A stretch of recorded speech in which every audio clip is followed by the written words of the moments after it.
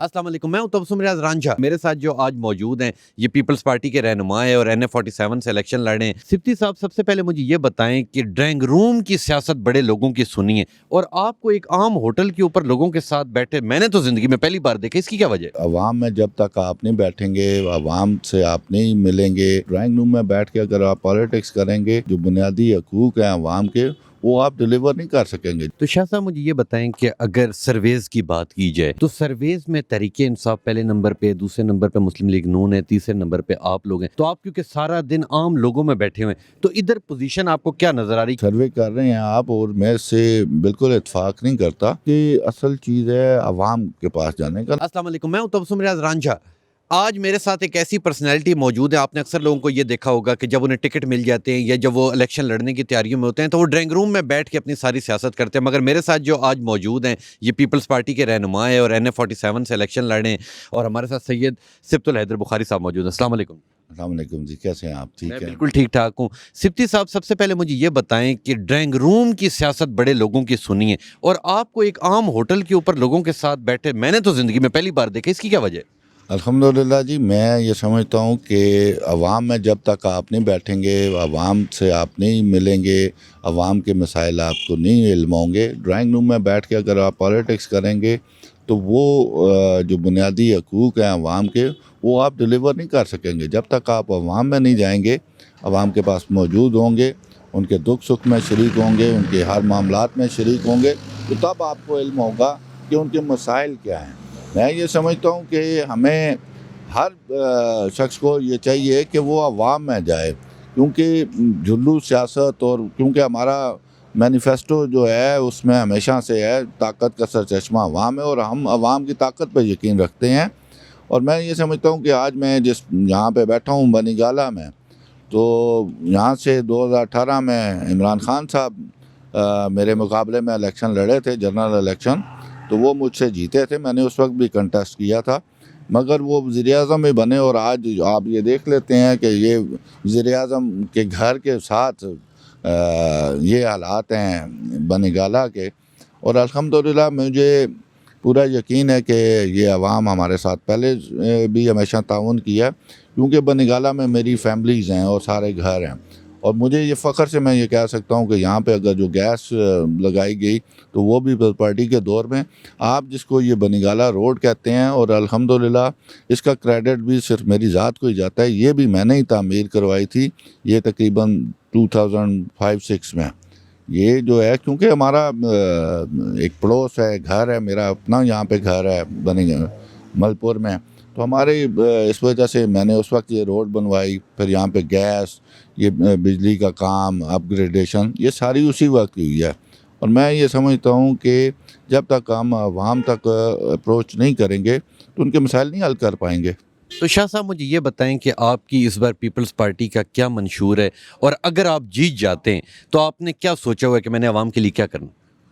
फिर पार्टी का मंशूर तो सबसे वाज़ेह या 10 नुकात का प्रोग्राम है हमारा, बेरोज़गारी। और हमारे असल में जो इलेक्शन है या जंग है वो बेरोज़गारी और महंगाई के ख़िलाफ़ है। और मैं ये समझता हूँ कि जो नारा शहीद ज़ुल्फ़िकार अली भुट्टो ने दिया था, रोटी कपड़ा और मकान, उसका मकसद है सिर्फ रोज़गार। जब आपके पास रोज़गार होगा तो आपके पास रोटी भी होगी, कपड़ा भी होगा, मकान भी होगा। तो हम तो ये समझते हैं कि इसी मैनिफेस्टो पे आज भी इसी चीज़ की ज़रूरत है। आज देखें बेरोज़गारी इंतहा तक पहुंच गई है। हमारे हर साल लाखों स्टूडेंट्स पढ़ के तालीम से फ़ारिग होते हैं, मगर जॉब अपॉर्चुनिटीज़ नहीं है। हमने नारों की बात हमेशा नहीं की, हमने अमली तौर पर, जब भी आप देखेंगे कि पार्टी का दौर हुकूमत आया तो सरकारी मुलाजमीन को तनख्वाहें बढ़ी, उनको रोज़गार के मौके मिले, ये हम चाहते हैं। और मेरे ख़्याल में कि अब जो ज़रूरत है, अब मैं समझता हूँ यहाँ पे हम मेरे हेल्थ के इश्यूज़ हैं।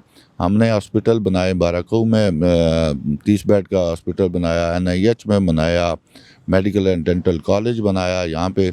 अब यहाँ पे हमारे मॉडल कॉलेजेस का सेटअप नहीं है इस हल्के में, उसकी ज़रूरत है, क्योंकि हमारे जो मॉडल कॉलेजेस हैं G6 में, F6 में, तो उन पे बहुत लोड है, जैसे एरिया का, बाराकऊ, तरलाई, इन सारों का। तो उस वक्त भी हमने सारे कॉलेजेस को अपग्रेड किया था, स्कूलों को अपग्रेड किया था। اور الحمدللہ ایک اسلام آباد کو پہچان دی، کیونکہ اسلام آباد کی افیلیشن تعلیمی اداروں کی پنجاب کے ساتھ تھی۔ پھر ہم نے اپنے دور حکومت میں قائد اعظم یونیورسٹی کے ساتھ تعلیمی اداروں کو افیلیٹ کیا، اور آج الحمدللہ 2013 سے لوگ اسلام آباد کے بچے بچیاں قائد اعظم یونیورسٹی سے ڈگری اپنی حاصل کر رہے ہیں۔ تو یہ ان چیزوں کی ضرورت ہے۔ ہم نے اسی وجہ سے کہ ایک منسٹری کا بھی بنائی تھی کیڈ، اگر آپ کو یاد ہو، تاکہ اسلام آباد کو کوئی والی وارث ہو۔ جو اس کی محرومیاں ہیں، کہنے کو تو یہ کیپٹل ہے، آپ کو سیکٹرز تو خوبصورت نظر آتے ہیں، مگر یہ مضافات کے علاقوں میں جو محرومیاں ہیں ان کو ہم نے دور کرنا ہے۔ تو شاہ صاحب مجھے یہ بتائیں کہ اگر سرویز کی بات کی جائے تو سرویز میں تحریک انصاف پہلے نمبر پہ، دوسرے نمبر پہ مسلم لیگ نون ہے، تیسرے نمبر پہ آپ لوگ ہیں۔ تو آپ کے اگر حلقے کی بات کی جائے تو آپ کیونکہ سارا دن عام لوگوں میں بیٹھے ہوئے ہیں، تو ادھر پوزیشن آپ کو کیا نظر آ رہی؟ کیونکہ جو مختلف جگہوں کے سروے ہیں وہاں تحریک انصاف اوپر ہے۔ میری بات سنیں جی، کہ جو سروے کر رہے ہیں آپ، اور میں اس سے بالکل اتفاق نہیں کرتا، کیونکہ اصل چیز ہے عوام کے پاس جانے کا نا۔ اگر ہم 4-6 لوگ اکٹھے یہاں بیٹھ جائیں تو وہ سروے اگر آپ کریں گے تو وہ کسی بھی پارٹی کا ہو جائے گا۔ اور تحریک انصاف کیونکہ برسر اقتدار رہی، تو ان کے جو وعدے تھے، مطلب 1 کروڑ نوکریوں کے، 50 لاکھ گھروں کے، تو وہ کوئی بھی کمپلیٹ تو نہیں ہوا نا۔ اگر آپ مجھے بتا دیں کہ کسی جگہ پہ بھی اس پہ جو انہوں نے نعرہ لگایا تھا یا الیکشن کمپین تھی ان کی، اس پہ ان کے مینیفیسٹو پہ کوئی عمل ہوا؟ اگر آپ اس کے برعکس دیکھیں تو پھر پارٹی نے ہمیشہ روزگار بھی دیے، اور آج اگر آپ دیکھیں سندھ میں جو متاثرین سیلاب تھے ان کے 21 لاکھ گھروں کا، اور کل چیئرمین بلاول بھٹو نے میں پھر ایک اپنی اسپیچ میں اور ہمارے مینیفیسٹو میں ہے کہ ہم ملکانہ حقوق پہ گھر دیں گے۔ 30 لاکھ گھر مزید ہم نے بنانے ہیں اس پاکستان میں، جو غریب لوگوں کو دیے جائیں گے۔ لیکن نواز شریف صاحب بھی یہی مالکانہ حقوق کی آپ نے بات کی، نواز شریف صاحب بھی کہتے تھے کہ جی میں چابیاں دوں گا، چابیاں نہیں ملی۔ میں بات بتا دیتا ہوں جی، نواز شریف صاحب نے ایک جلسہ کیا تھا اس وقت 97 میں چابیاں دوں گا۔ اگر اس کے برعکس آپ دیکھیں تو ہم نے جب 93 میں الیکشن، اور ہم نے جب کہا تھا کہ ہم لوگ مالکانہ حقوق دیں گے، تو آپ کو G6 کے ایریا میں فلیٹس نظر آئیں گے کہ وہ ہم نے بنوائے۔ ظاہری بات ہے، آپ ایک کام شروع کرتے ہیں اس میں سال 6 مہینے 2 سال تو لگتے ہی ہیں نا۔ مطلب وہ ملٹی سٹوریز مطلب فلیٹس بنے ہوئے ہیں، اور جنہیں آج تک نہ CDA نے آن کیا، نہ ہاؤسنگ نے آن کیا، مگر وہ ہم نے اسی وجہ سے بنائے تھے کہ وہ G6 کے جو لوگ ہیں ان کو، اور باقی ایریاز میں بھی ہم نے سٹارٹ کرنا تھا کہ ان کو ملکانہ حقوق پہ ہم نے دینے تھے۔ آج آپ کے سامنے وہ بلڈنگز کمپلیٹ ہوئی پڑی ہوئی ہیں، تو ہم انشاءاللہ آ کے برسر اقتدار آ کے پھر دیں گے ان لوگوں کو، جو سرکاری ملازمین ہیں ان کو۔ اور ان کی ہم نے تو ہمارے مینیفیسٹو میں بھی ہے کہ جو سوسائٹیز ہیں، جو منسٹریز ہیں، ان کی اپنی سوسائٹیز اگر دیکھیں اتنی بنی ہیں، تو ان میں ان کے امپلائیز کو مطلب آسان ایک ساتھ پہ انہیں پلاٹ دینے چاہیے، گھر دینے چاہیے۔ ہم تو اسی بات پہ عمل درآمد کر رہے ہیں۔ اگر نون لیگ کی بات کی جائے تو نون لیگ تو یہ چاہتی ہے کہ الیکشن ملتوی کیے جائیں، تحریک انصاف چاہتی ہے وقت کے اوپر کیے جائیں، آپ کا کیا ارادہ ہے؟ نہ تحریک انصاف چاہتی ہے وقت پہ کیے جائیں، نہ نون لیگ چاہتی ہے۔ آپ دیکھیں کہ پہلے پٹیشنرز سپریم کورٹ میں بھی ہم ہی ہیں، اور ہم آج تک ہمارا سب سے پہلے سے ایک ہی مطالبہ ہے کہ بر وقت الیکشن کیے جائیں۔ ہمارے علاوہ کسی جماعت نے نہیں، بلکہ آپ نے سپریم کورٹ کے ہیئرنگ میں بھی سنا ہوگا کہ انہوں نے ہمارے PTI اور پیپلز پارٹی کے کیس کو جسٹس فائز عیسیٰ نے کلب کر دیا تھا، اسی وجہ سے کہ ہم لوگ پٹیشنر ہیں۔ سب سے پہلے تو ہم تو چاہتے ہیں کہ دیکھیں ہمارے قائدین نے شہادتیں برداشت کیں، صوبتیں برداشت کیں، جمہوری عمل کو ڈیریل نہیں ہونے دیا۔ جمہوری عمل کے تسلسل کی وجہ سے ہی ملک میں بہتری آ سکتی ہے۔ یعنی کہ اگر پیپلز پارٹی جیتی ہے تو شہید بینظیر بھٹو کا جو ویژن ہے اس کے مطابق پاکستان بنے گا؟ بالکل انشاءاللہ تعالیٰ، جو شہید ذوالفقار علی بھٹو اور محترمہ بینظیر بھٹو شہید کا جو ویژن ہے، اسی کے مطابق جو بلاول بھٹو صاحب ان کا علم تھامے نکلے ہوئے ہیں، اسی پہ عمل درآمد ہوگا۔ ہم یہ سمجھتے ہیں کہ لولی لنگڑی سے ہی جمہوریت ہونی چاہیے۔ جمہوریت ہمارا تو ایک ہی بات ہے ہم نے انتقام کی سیاست نہیں کی، اور ہم نے ہمیشہ یہ کہا کہ جمہوریت بہترین انتقام ہے۔ بہت شکریہ شاہ صاحب۔ شاہ صاحب، اے بی این کے توسط سے اپنے ووٹرز کو، اپنے سپورٹرز کو جو پیغام دینا چاہیں یا جو آپ جیتنے کے بعد کام کریں گے، وہ تمام کی تمام ڈیٹیل۔ میں یہ سمجھتا ہوں، میں اپنے حلقے کی عوام سے اور پاکستان کی عوام سے گزارش کروں گا، اپنے لیے، اپنے بچوں کے مستقبل کے لیے پاکستان پیپلز پارٹی کو ووٹ دیں۔ پاکستان پیپلز پارٹی وہ واحد جماعت ہے جو عوامی نمائندگی کرتی ہے اور عوام کے مسائل حل کرتی ہے۔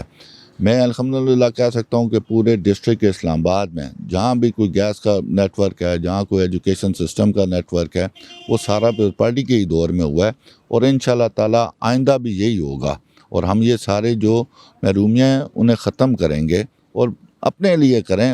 آپ یہ سوچیں، اگر سرکاری ملازمین ہیں تو انہیں ان کی تنخواہوں کو دیکھ لیں، انڈسٹریلسٹ ہیں تو کتنا ان کو فیسلٹیٹ کیا جاتا ہے، اگر کسان ہیں تو ان کو دیکھیں آج گندم کی قیمت، کیونکہ کسان کو تو نقصان ہوتا تھا گندم کی قیمت ہمیں متعین کرنے میں، ہم نے بڑھائی وہ، اور آج تک اس وقت میں اگر آپ دیکھیں تو ہم ایکسپورٹ کر رہے تھے، آج تو ہمیں پھر امپورٹ کرنی پڑ رہی ہے۔